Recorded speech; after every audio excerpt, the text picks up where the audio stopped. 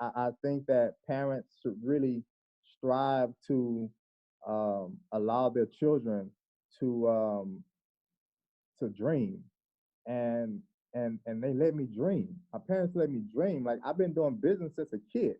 I just had my first valuable company at 19, but I've been entrepreneur since 4. You know, I would come up with stuff and make stuff, create stuff, and sell it. And so they let me dream. They let me believe, with, without any interruption. And sometimes we have thoughts of what we want our kids to be, and we don't realize that we're stifling their own my own restaurant. I wish I could, because I would be feeding the entire city right now. My name is Max Bozeman II. I own the Greasy Spoon Soul Food Bistro. Got a hotel room on Sunday because I didn't know what the weather was going to do. I just wanted to make sure, because of my own health situation, that I didn't get caught where I didn't have power or water or food. I'm currently battling stage 3 rectal cancer. Once I left the hotel on Tuesday and I saw that the streets were still icy and wrecks were still happening, I realized that, oh goodness, the city is still in bad shape. My power was actually off since February 15th at 3 a.m. I realized that I had to do something. My home was extremely cold. Initially made a post simply on my Instagram page saying, hey, look, I need 10 people who don't have food, don't have groceries, to DM me so I can send you $100. I drove to 6 different hotels. The stories that I've had to read in my messages have been heart-wrenching. Finally found one, and whatever the price it was, I had to pay it. When people really out here hurting. That $100 helped contribute to stay at the hotel, where me and my daughter was able to have a hot bath, was able to sleep in the cold. Right now we're at about 70 persons that we've given $100 to. My personal goal went from $1,000 to giving away $10,000. I just want to say thank you, God bless, and we see you're doing. We've gone through so much as a city, and we've come out of it, because tomorrow is always good. Next time, when we go through something, we can look back at this moment and say, it was hard, but we persevered and we got through it, and so we can get through it again. Welcome to Workshop Wednesday. Welcome to We Work Every Day. 7 days a week, cause we striving towards a better day. Don't cut me down for showing my true colors. Love me for me, cause I show love to others. This is for entrepreneurship, for Black Lives Matter. This is for the ones who are forgotten. I pray we never go backwards. This is for pushing forward in the face of adversity. Thank you, God, for protection when the world was cursing me. This is for strength, courage, and wisdom. They can't keep us in shackles. You're the one that could change the trajectory of those family matters. Be the first college grad, be the first millionaire. Be your own wildest dreams, cause the world ain't fair. You mentioned this at the beginning. What are some of those strategies that your parents used that allowed you to walk in the freedom and salvation of knowing that you are walking in your purpose? Because right now, our parents, they need to be able to encourage their greatness. And you were blessed. You mentioned that you had a lot of examples around you. But even with examples, some kids make wrong choices, and some kids are surrounded by examples that they shouldn't follow and make good choices, right? So Absolutely. so like what are some words of wisdom that you could give to parents to just, especially it's a 2-part question, so let's just start there. Okay. So one thing that I was blessed with, where most sons, and my parents were married, my entire childhood, all the way to my adulthood, they were married. And so as a father, my dad allowed me to, which is very difficult, I see in retrospect, he allowed me to not necessarily be like, and I was the oldest son. I played sports and stuff where he would take me to football practice, games, basketball, baseball, everything. But the person, he allowed me to not be so, he allowed me, and this is going to be crazy, and this is my first time ever saying this, and that is just, he allowed me to not make him my hero. And when I think about it, and I think about things that have happened in my life, is really deep, because certain things happen at times where I see how it may have affected him. It caused him to do and be a certain way towards me. But nevertheless, he allowed me, as most fathers want, to be the hero to their son. He allowed me to have another hero in my life, which is my uncle. And it's crazy now that I think about it. And with that, because I think it's because they realized that it was something in me. My parents realized it was something in me that they couldn't necessarily personally give me. They knew that it was certain relationships that they didn't have that my uncle had. They realized there were certain places they couldn't go that my uncle had access. And so they knew, maybe, that he needed to be connected with his uncle in such a way to where he can get access into those places. He can meet those people. He can see these different, situations, that helped inspire him. Um, you know, there's no way my dad didn't know Drayton McClain. Drayton McClain was the owner of the Astros. At 13, my uncle took me to the game. We had dinner before the game with Drayton McClain, who was a billionaire. He was the first billionaire I ever met at 13 years old. That was the day I stopped wanting to be a millionaire. Up until then, I only knew millionaire status. My great grandfather was a millionaire, and so those are like the life changing moments that I believe that my family, my parents rather, knew that they couldn't give me personally, but my uncle could, and they allowed me to connect with him and attach myself to him in such a way that it helped mold me mentally and psychologically and emotionally and spiritually into the young man that I needed to be in order to become what I am today. And so I think that now, and that's that's a different kind of situation, but it's all relative, because parents today, you may not have, a brother or a sister that, like how my mom had a brother to allow me to just kind of be under the tutelage of, but the fact that they were free enough to release me and allow me to live out my young, as a teenager, as a young kid, live out my purpose for that season. It spoke volumes, because now it wasn't about my dad having the pride to say, like, no, look, this is my son.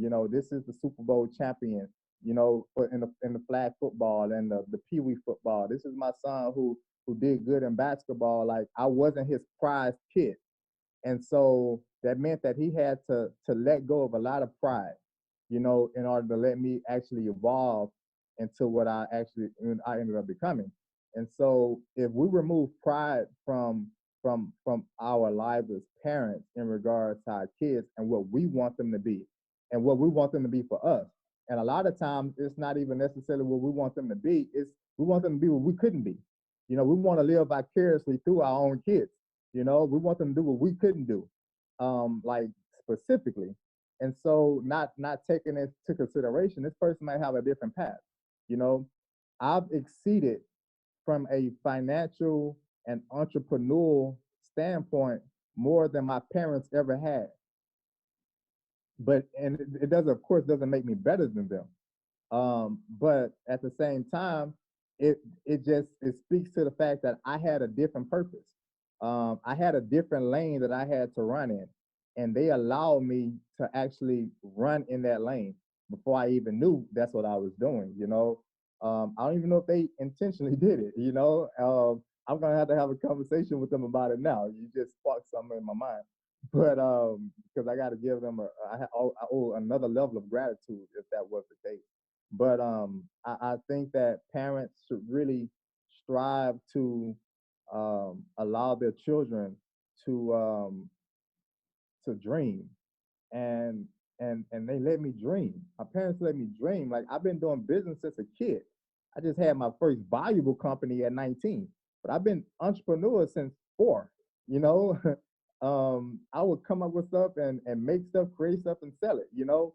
And so they let me dream. They let me believe with without any interruption. And sometimes we have thoughts of what we want our kids to be, and we don't realize that we're stifling their own dreams and their own vision that they have. And nowadays, with technology being the way that it is, kids are more advanced now than when I was a kid. And so the world is at their fingertips. And so we don't know what's going through our kids' minds. We can do things to kind of help stimulate that process as parents, you know, buy certain things from a science standpoint or a technology standpoint or an engineering standpoint or a math standpoint, as far as like toys and games and different things like that, to kind of see what drives the kid. But at the end of the day, like, they're on YouTube every day, you know, they're on the internet. They see things, and so they may dream bigger than their dreams may be bigger than what we could ever accomplish individually. And we have to be okay with allowing them to really live that out and spread their wings. And we have to be okay with letting them fail. You know, we can't be so protective of our children to the point where, you know, we keep them from, you know, missing out on a lesson that would really bless their journey 10 years from now, 5 years from now, you know, 20 years from now. And so we have to be okay with letting them fail. We have to be okay with letting them hit their head a couple of times. We still have to be there to protect them at the end of the day, and help, you know, wipe the tears from their eyes when they do come into situations where they are hurt or they fail. But at the same time, you know, we gotta let our kids like really blossom and sow whatever seeds we can into them. You know, um, whatever seeds we can sow into our children at whatever level, because everybody's at a different level. Sow those seeds, and and you can stop me if you need to. It reminds me of the story of the bamboo tree, the Chinese bamboo tree. And the Chinese bamboo tree is the whole gist of it is the seed that you sow for a Chinese bamboo tree, it never grows, it never breaks soil. After year one, you look at it, you're like, man, I sowed this seed a year ago. Nothing has sprouted. 2 years go by, nothing. 3 years go by, nothing. 4 years go by, still hasn't broken soil. 5 years go by, and you start wondering, like, what I'm investing into my kids, or the seeds that I'm sowing, are they really, really penetrating? Did I really do what I needed to do? Or did I not water it enough? Did I not give it enough sunlight? And the miracle in the Chinese bamboo tree is, after year 5, the Chinese bamboo tree grows at an exponential rate, and it becomes the largest tree that ever exists. It grows taller than all the other trees that start growing in year 1 and start growing in year 2 and grew branches in year 3.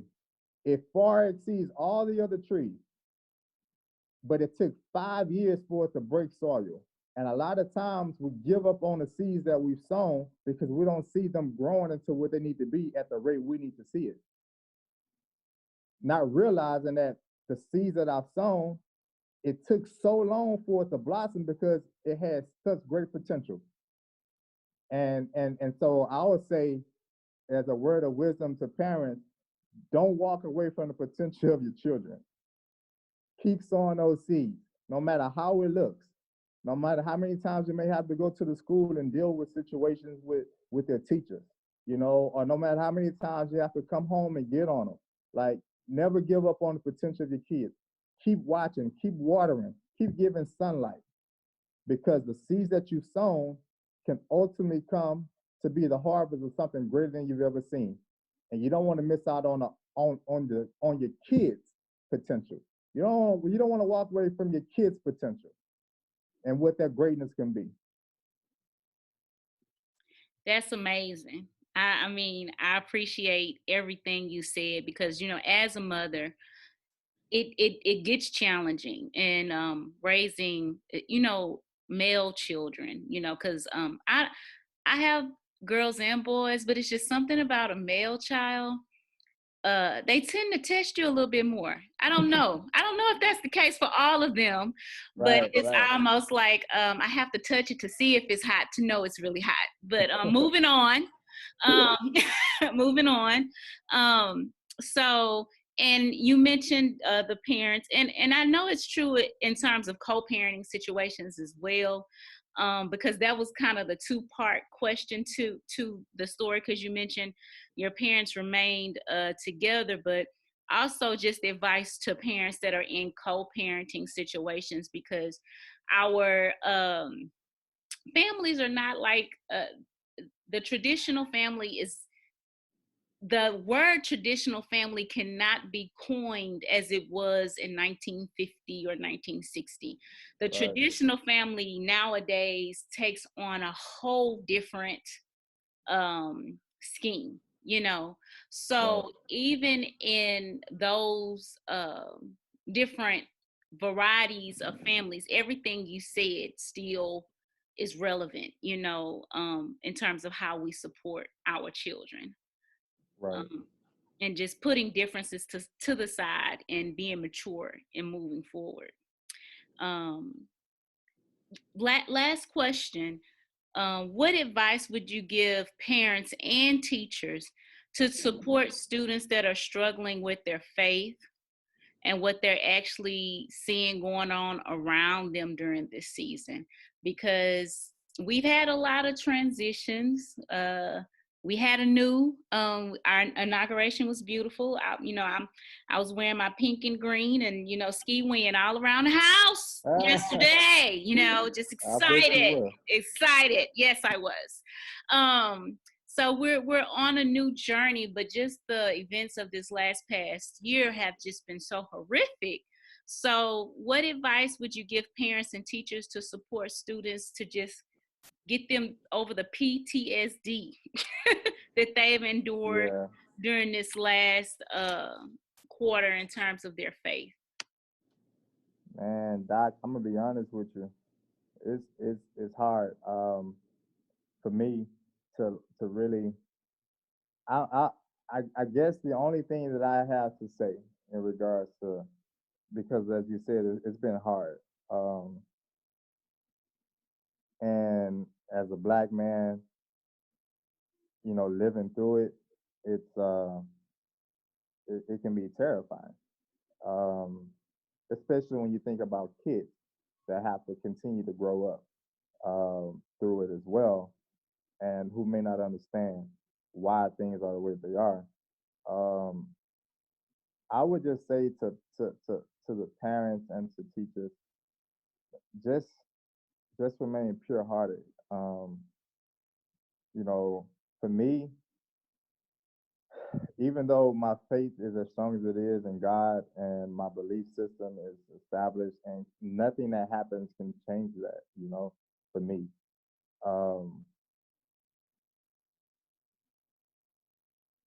I still have to understand that the reality is that no matter what my faith is, no matter how strong I believe, no matter how strong I love, um, no matter how hard I try to to make sure that um, I'm loving everyone, and my compassion is is is is not directed just towards my people, but towards everyone, because you know God is love, and He's is no discrimination um, from His point of view, and so for me, I have to live that out no matter what's happening. Um, I'm born on the same day as Dr. Martin Luther King Jr. Our birthdays are January the 15th, and his life and legacy is pretty much like how I live, every day. I still have to pray for those who do harm against me. I still have to love those who hate me. As crazy as it is. But what does that look like? It's easy to say, but what does that look like? That looks like, you know, teachers, hugging young black boys, you know, um, after things, happen in our world, in our society, and letting them know that no matter what they see right now, that they can be the difference. They can grow up and be the difference, and they can grow up and be the change. It's making sure, little girls understand that, Madam Vice President Kamala Harris is is just the beginning. Where she was elected as the first, female person of color as vice president, one day you can be the president, or if you don't want to be the president, you can be the teacher that inspires the next president. You can be the doctor, you can be, the the judge, you can be the attorney, you can be the person that really helps make our country, and not just our country, but our community, and not just our community, but your family. You can be the person that breaks the generational barriers and to, take your family to another level. In poverty, in hunger, in homelessness, you can be that person. And I think it's just continuing to inspire. As parents, we have to inspire. As teachers, we have to inspire. We're all obligated to that. We're all obligated to just inspire. I'm not responsible for you. I'm responsible to you. And I'm responsible to make sure that I can give you the best of me, that may, in hopes, give you the things that you need to set the foundation to become the best you can be. You mentioned something about how, so many people can come from, situations where they see good examples or they see not so good examples, and they're able to either learn from the bad ones or take heed to the good ones. And it's people that can come from the same exact situation and then get different results. Well, I'm a living witness of that. My little brother was killed, um, and and about 6 years ago, and so we had the same upbringing. We had the same parents, we had the same family, we had the same, you know, same support system, and and he chose, to make some not so good decisions, in life, where I chose to make some good decisions. His decisions led ultimately to him being tragically murdered. And the thing is, you know, as parents and teachers, we don't know what the child's future holds. And which is why I said, I'm not responsible for you, but I'm responsible to you. I can only give you what I can give you based on my love and compassion for you. And I give you the best knowledge and wisdom that I can give. I love you the best way that I can, and hope that those seeds that I sow into your life, into those children's lives, hopefully grow to be something beautiful.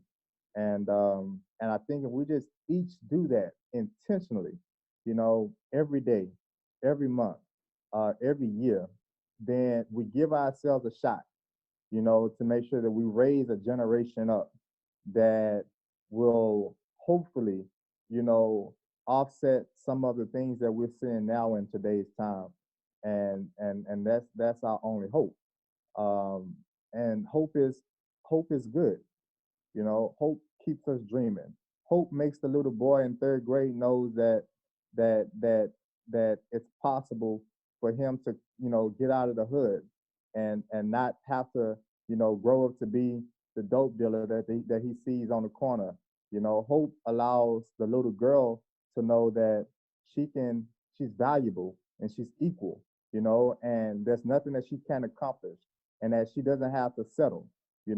Hope keeps us going. And if we can just continue to inspire hope in our children and this next generation, then it's my hope that they accomplish way more than we were able to, and they make the difference in the world as we see it today. Thank you for that. Thank you for that. And just out of curiosity, Dr. Kiki has been a teacher for about 20 years now.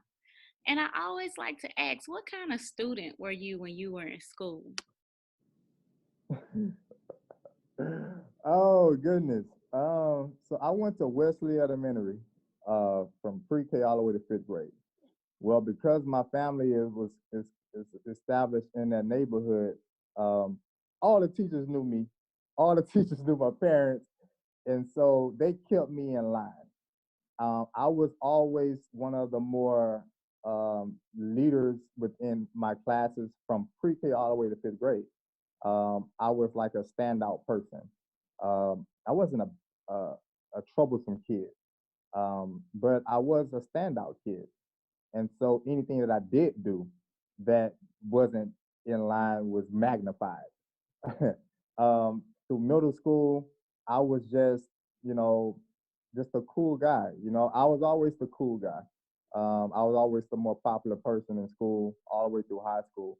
And so, high school, I didn't really, as far as grades are concerned, I was never like stellar when it came to academics. And it was because I didn't really put the effort for it. It wasn't because I didn't have the potential. And no one really, honestly, no one really pushed me to, make straight A's, make the honor roll. If I did, I did. But that wasn't my experience. Um, and my experience was more so, I think they knew that it was something different about me, and they allowed me to be a student while I was a student. And then when I came home and I dreamed, dreamt, you know, and I envisioned, like that's what they more so focused on. They didn't really focus on me being the top, academic student. But I didn't give anybody any trouble for the most part. I was like the popular guy that the teachers know somebody in my family. I'm able to do things that other kids couldn't do, and they loved it. As far as traveling and the different experiences I had as a teenager, and so I was just an average student, in that regard. But I was always like one of the popular kids in school.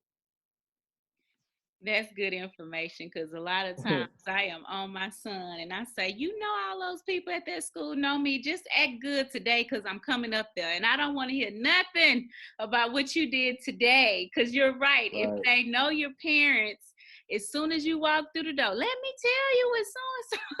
So I say, so Absolutely. just for today, just be good today. Yeah, and then they have certain expectations for you, that are different than other kids. And so, so I guess like for me, I think that people's expectations for me were always greater, because they knew my family and everything. They knew what we were doing. Things that we would do would be all on the news, always in the spotlight. And so it's like, for me, I just didn't want to embarrass my family, and so I wanted to make sure that I made my family look good. And so I did just enough to make them look good, but I wasn't ever trying to be like, the 4.0 GPA type of kid. That wasn't my. I didn't care about. I knew that I was going to win in life regardless of what grades I got in school, and so I just kind of went through it as an average kid, academic wise. Well, it has truly, truly been a pleasure to interview you. As I'm sitting here listening to you, there is nothing that I think can be left out with the wisdom that you've given us on today. I am so encouraged by the work that you're doing. And I can't wait to come out. Are you what do you have coming up next? Are you gonna open up any more Oh restaurants? yeah, What's absolutely. next for Oh you? yeah. I'll I'll open up about five more restaurants in Houston alone. I'll be working on another location within the next few weeks, actually, starting to build out. And I have some other business projects that I'll be doing as well. To be honest, I kind of got hit blindsided with, being diagnosed with cancer back in June. And so, at this point, I'm having to get my health, take care of my health, and I'm almost done. I'll be completely done around the end of May, first week of June with my last chemo treatment. And then from there, I'm hitting the ground running. You're gonna you're gonna probably hear see, because I got a year's worth of not being able to do nothing really, to make up for. So yeah, look out for the Greasy Spoon in different locations: Pearland, Katy, Sugarland. I have some bars that I'll be opening, and then I'll be expanding the restaurant business out of state as well, out of city to Dallas, Austin, out of state to Atlanta, Las Vegas, LA, Miami. And so I look to build a real big restaurant empire in addition to my other companies that I have, continue to build those and scale them and see, what looks right or what makes the most sense during this day and time. And your other companies? So I so I have so we have the private school, we have the gym, we have the real estate development company as well. Oh, I didn't mention that. So that's the next main thing I'm gonna, really kind of take to another level, which is the real estate development. And so I'll be, developing subdivisions and commercial properties, um, over the next several years. Restaurant business and real estate is really going to be what I'm chiming into. My mom, she runs the private school. She takes care of that, from the health and fitness side. My friend, he has the gym taken care of, and we may just expand that.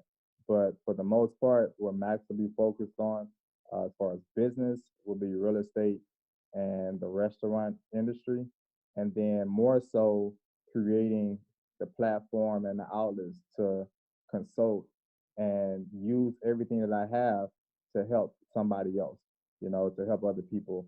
Of course, our nonprofit that we have, we continue to do so much with, so much with.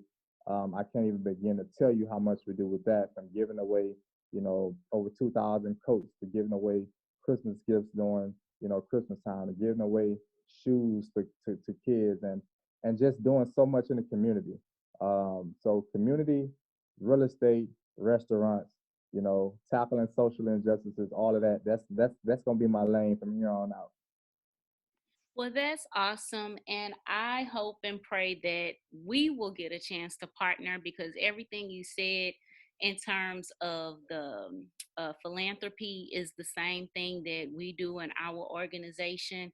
And I pray that this is not our last chance to partner, especially with the educational piece. We just did a rocket launch to Santa at MC Williams Middle School, and Okay. worked with families, and we fulfilled Christmas lists from MC to Booker T to McGowan Elementary. So Wow. anyway, Man, we can anything you partner. need from me, let me know. However I can partner with you, all you gotta do is say the word is done. Okay, all right. Well, And I mean expect that. that I'm your not just one of those persons that just say that. Like, you check my track record, I really mean it. Like, I really do it. So anything, however I can be of assistance, partner, a blessing, whatever that looks like for you, let me know and it's done. Okay, well, you will be hearing from us, because we really are doing all that we know how in the Acres Home community. Like, my son is a student at Booker T. I really believe in helping, giving back to the community that did so much to bring me to be. So I will definitely be reaching out to you, and I appreciate just the offer and the support, and I appreciate you taking your time out after the meetings and everything you have going on right now. Thank you so Thank you. I much. appreciate you. Thank you so much for the invite. Alrighty. Thank you so much. You guys are awesome. Continue to support Workshop Wednesday and continue to encourage all those that you see to press forward during this time. Thank you for tuning in. Dr. Kiki signing out. Stay tuned on next week, where we will bring you more of H-Town's finest. Take care. God bless. Courage and wisdom, they can't keep us in shackles. You're the one that could change the trajectory of those family matters. Be the first college grad, be the first millionaire. Be your own wildest dreams, cause the world ain't fair. I am the greatest, I am the one. Lead the way.